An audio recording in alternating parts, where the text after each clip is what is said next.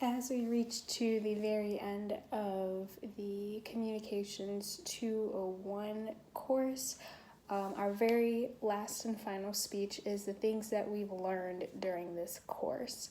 And I will be talking about a couple of points of things that I've learned that I will be taking away towards the end of this class. One of the main ones is a concept that we learned last week, which is nonverbal communication, and how nonverbal communication is super important in terms of delivering a message. About 60%, it's either 60 or 75% of the communication that we do in person is nonverbal. So we want to make sure that when we are delivering a speech to our colleagues that our verbal and nonverbal communication sync with each other. And there's a lot of different ways that you can evaluate whether or not a person's evaluating a person's nonverbal communication. The very first one is was the speaker's posture poised, confident, relaxed, or was it nervous, uncertain, or slouching? This can really show whether or not a person is very comfortable in the information that they're giving to you, or if they're kind of just not very sure of what the information that they're providing to you. Their gestures, are they natural? Do they go with the flow of what the person is saying, or do they feel very stiff, very rigid, and very forced?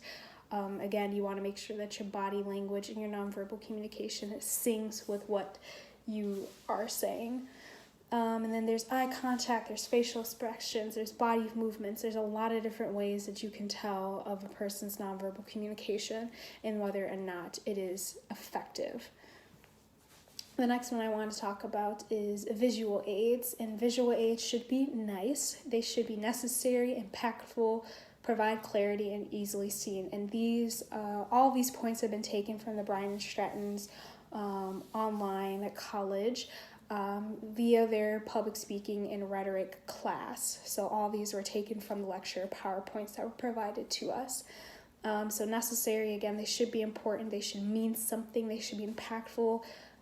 They should provide clarity to the information that you're providing throughout your speech, and they should be very easily seen. They should not just be this little tiny picture all the way over in the corner of your screen that you can barely see it.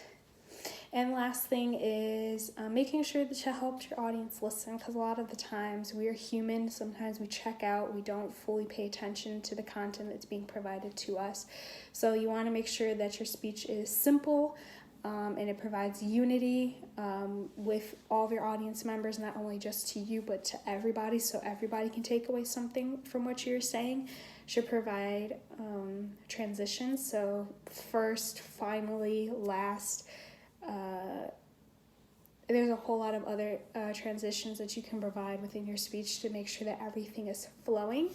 And lastly is having a conclusion.